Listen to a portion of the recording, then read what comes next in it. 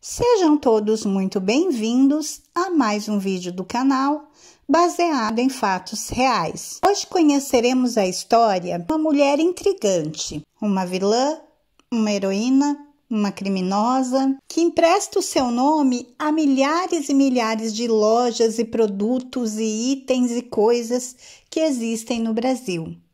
Uma verdadeira celebridade que já morreu há muitos anos. Mas antes de irmos à história e vocês saberem quem é essa pessoa, eu vou pedir a vocês que deixem o like nesse vídeo, que me ajuda muito, ajuda a impulsionar o canal, faz com que o conteúdo chegue a mais pessoas, se inscrevam no canal, ativem o sininho de notificação, assim o YouTube vai te avisar toda vez que eu postar um vídeo novo.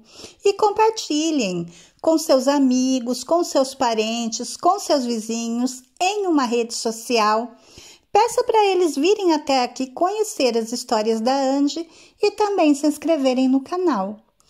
Sem mais demoras, vamos todos entrar na nossa máquina do tempo e viajar para o ano de 1910.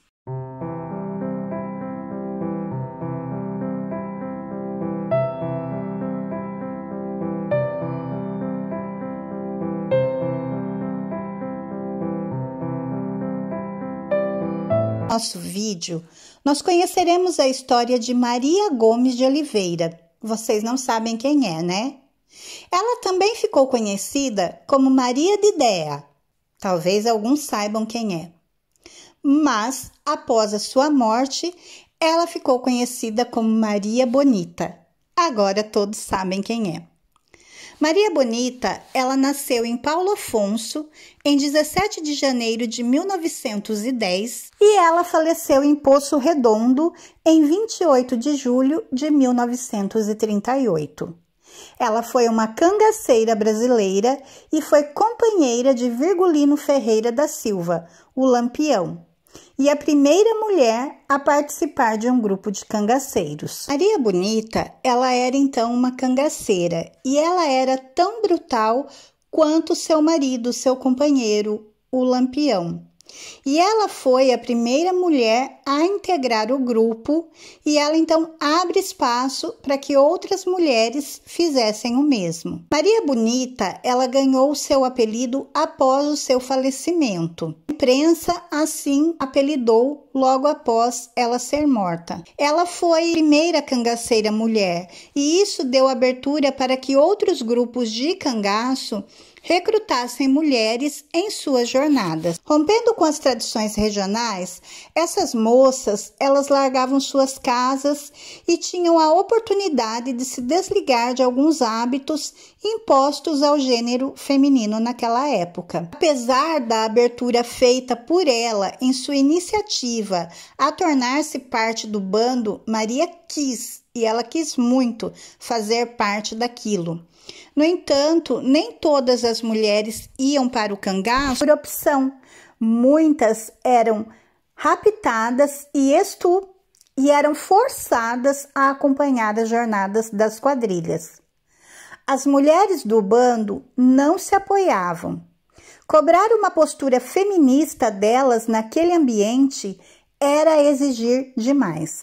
A verdade é que a Maria se adaptou muito bem ao código de conduta machista do cangaço, porque além dela ajudar a torturar as vítimas do Lampião, do seu companheiro, muitas vezes ela usava de muita maldade com as mulheres.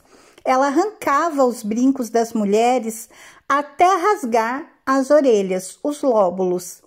E ela apoiava fortemente o assassinato de mulheres adúlteras. Maria de Déa, quando ela estava no cangaço, ela não era conhecida como Maria Bonita, então, ela era a Maria de Déa, porque Déa era a mãe dela, então ela ficou conhecida assim.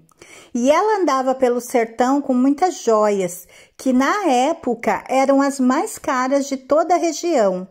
E essa riqueza era devido aos roubos feitos por Lampião, porque eles entravam em muitas residências, lojas, mercearias que na época existiam, saqueavam tudo que podiam e essas joias então ele levava para Maria Bonita, para Maria de Déa dele.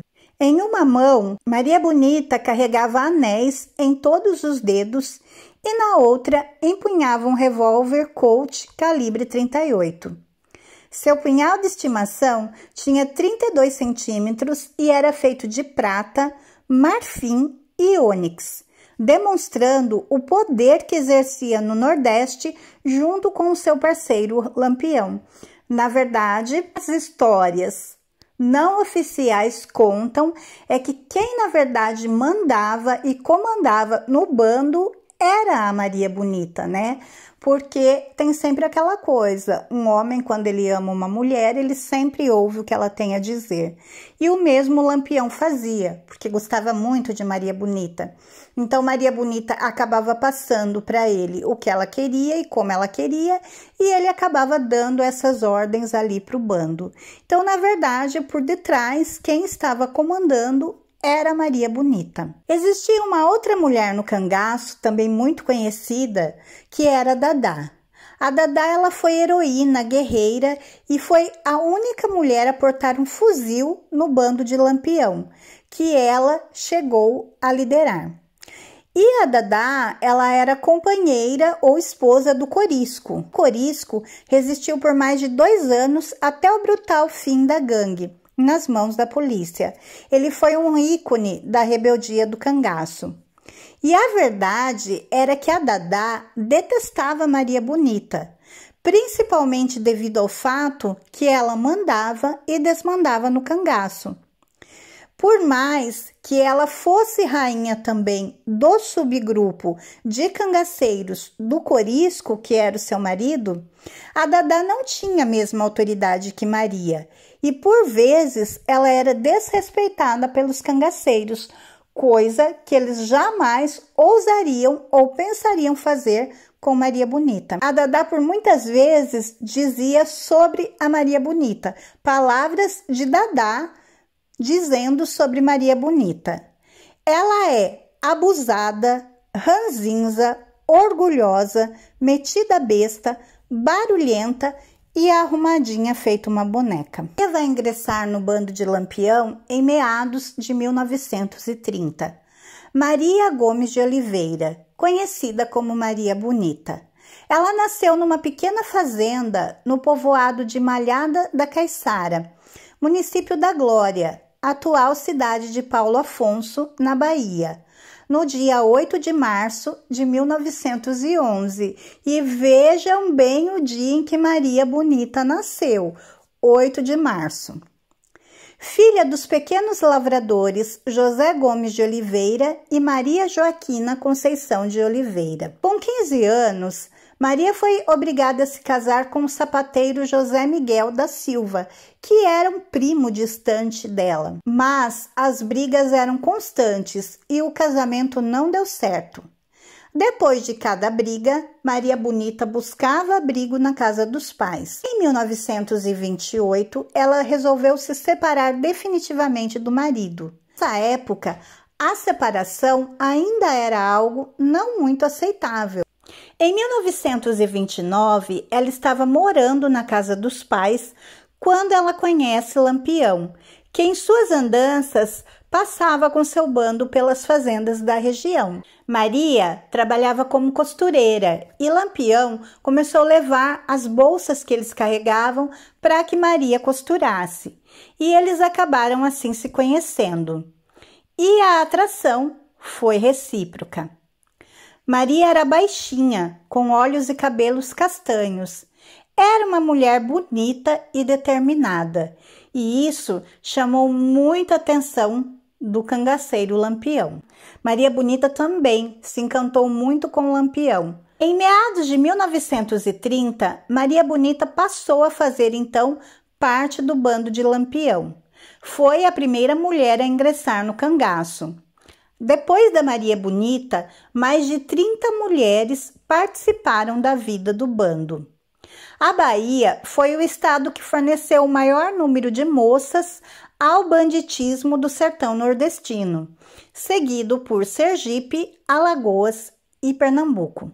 As mulheres que aderiam ao cangaço, elas tinham que se adaptar à nova vida.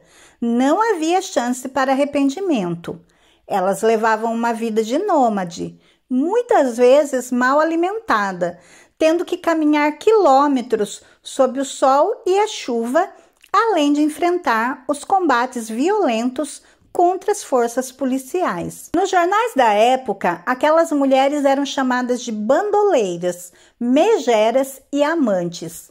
Muitas eram estereotipadas como masculinizada, mas as fotos da Maria Bonita mostram que não era nada disso, porque dá pra gente ver o cuidado extremo que ela tinha com o traje, com o cabelo, com a postura. Os papéis sociais no cangaço eram bem definidos.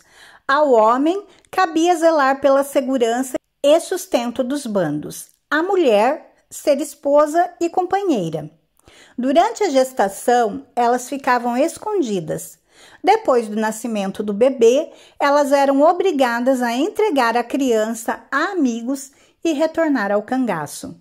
Maria Bonita, ao que tudo indica, teve 3 filhos durante esse período. E aí é que vem a controvérsia, né? Porque somente é registrada mesmo no nome dela e do Lampião a Expedita, que é a filha mulher que ela teve. Porém, há indícios de que eles tenham tido 2 meninos, 2 homens, 2 senhores, um já faleceu, um ainda está vivo, não levavam o nome de Maria Bonita e Lampião, mas, ao que tudo indica, historiadores indicam também que esses dois meninos, esses gêmeos, eram sim filhos de Maria Bonita e Lampião também. Maria Bonita foi com certeza uma das mulheres de maior destaque na história brasileira, principalmente o fato que ela nasceu no mesmo dia em que anos mais tarde se comemoraria o Dia Internacional da Mulher. Maria Bonita é uma personagem que representa força e independência, porque ela troca a sua vida tradicional pelos anos no cangaço. Hoje, em 2022, se ela estivesse viva, completaria 111 anos. Mesmo antes do cangaço, a Maria se mostrou uma mulher com características diferentes do habitual. Ela casou-se com 15 anos, como já foi dito, o Zé do Neném, e o relacionamento deles, ele foi muito marcado pela infidelidade, pelas agressões. Ela apanhava muito do Zé do Neném. Durante aquelas separações que eu já havia dito que aconteciam, Maria Bonita brigava e ia para a casa dos pais, ela saía para dançar com outros homens. Então Maria era pimenta. Ela não ficava quieta, não. Era uma época em que as mulheres não podiam votar, não podia pedir o divórcio, mas Maria não estava nem aí com regras. Ela quebrava a todas. Até que ela conheceu o Lampião. E naquela época, o Lampião já era o cangaceiro mais famoso do Brasil. E Maria já era uma admiradora dele. Então, quando ele começa a fazer essas visitas à casa da Maria, levando material para que Maria costurasse, em uma dessas vezes, ele pede a Maria que acompanhe a ele no cangaço. Maria tinha apenas 20 anos de idade, 20 anos. Ela deixa o casamento, abandona o marido, abandona a família e começa a sua nova vida no cangaço. Ela entra no cangaço no ano de 1929. De 1929 a 1930, ela não vai peregrinar com o grupo. Ela fica em um deserto de tribos indígenas no sertão da Bahia. Quando Maria Bonita se insinua para acompanhar o bando, e Lampião já estava muito apaixonado por ela, ele procurou uma maneira para romper a tradição do cangaço e assim aceitar a presença da primeira mulher, que foi Maria Bonita, porque não se aceitava mulheres. Porém, ele era o chefe do cangaço. Então, ele encontrou uma maneira para trazer Maria para o cangaço, porque ele queria a Maria perto dele e Maria Bonita também queria estar com ele. Nos 9 anos em que Maria esteve ao lado de Lampião, ela demonstrou muita independência. Ela era vista com muito respeito, com muita admiração pelas mulheres. As mulheres tinham uma liberdade maior que a oferecida pela época, dentro do cangaço, mas elas não eram livres. Se a mulher quisesse cozinhar, ela cozinhava, tinha liberdade de fazê-lo ou não. O que se diz é que as mulheres ali do cangaço viviam para luxar, para se perfumar. O papel da mulher não era combater. Tinha uma liberdade de vida, mas no fundo era como a tradição, tanto da cultura pastoril quanto da subcultura do cangaço, em um ponto que não inovou. A mulher era uma propriedade do homem.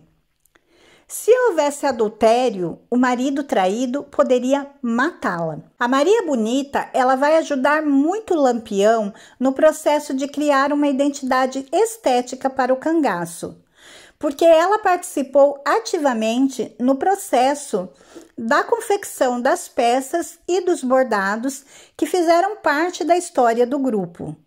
Quando tinha uma ou outra cangaceira, ela juntava as mulheres fazer a bolsa que o cangaceiro usava. Ela colaborou muito na criação de uma verdadeira revolução estética que o Lampião introduziu no cangaço na década de 1930.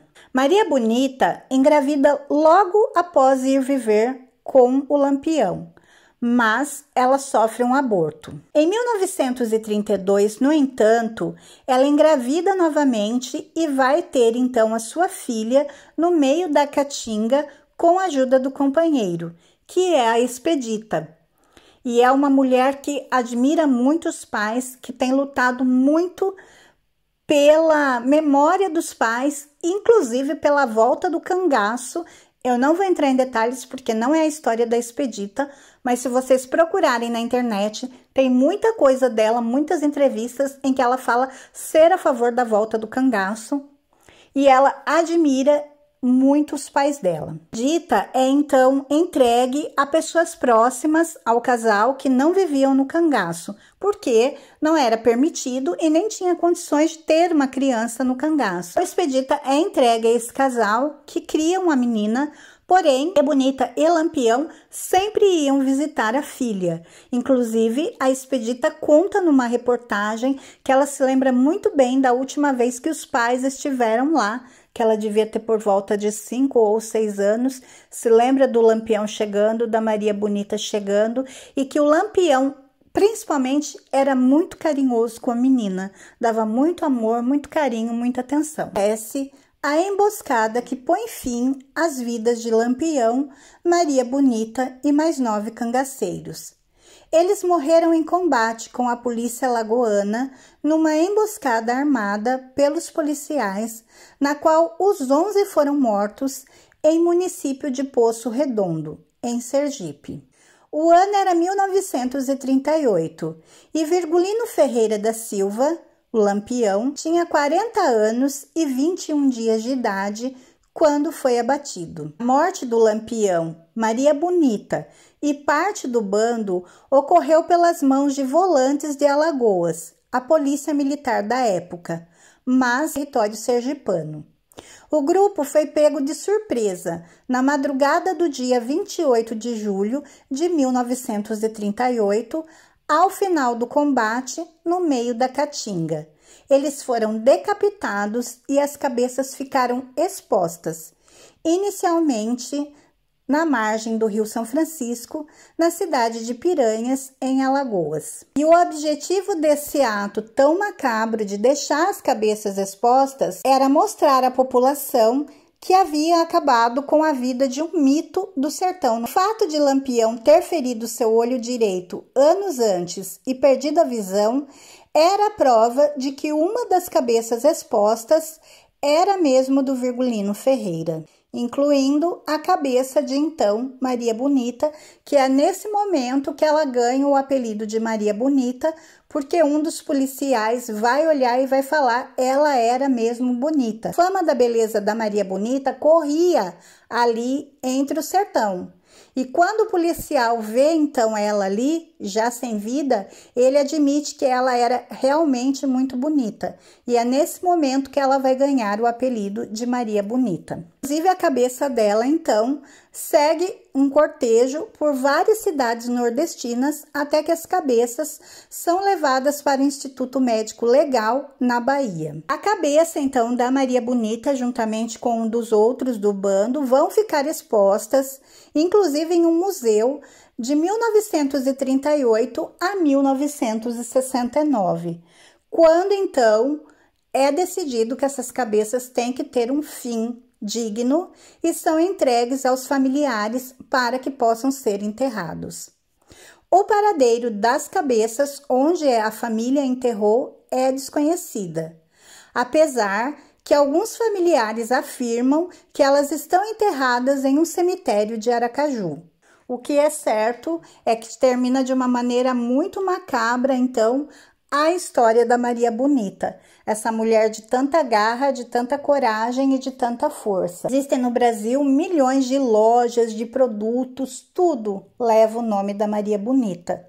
Então, isso mostra que ela não passou despercebida, ela não foi esquecida e não será. E agora, cabe cada um de nós pensarmos nessa história, ouvirmos outra vez, se for necessário, e tirarmos nossas conclusões. Quem era realmente Maria Bonita? Será que ela era uma heroína, uma vilã? Espero que vocês tenham gostado de conhecer a história de hoje, de conhecer a história da Maria Bonita. Se vocês gostaram, por favor, deixem o like que me ajuda, se inscrevam no canal e voltem aqui para as próximas histórias. Fiquem todos na paz, um super beijo e até a próxima!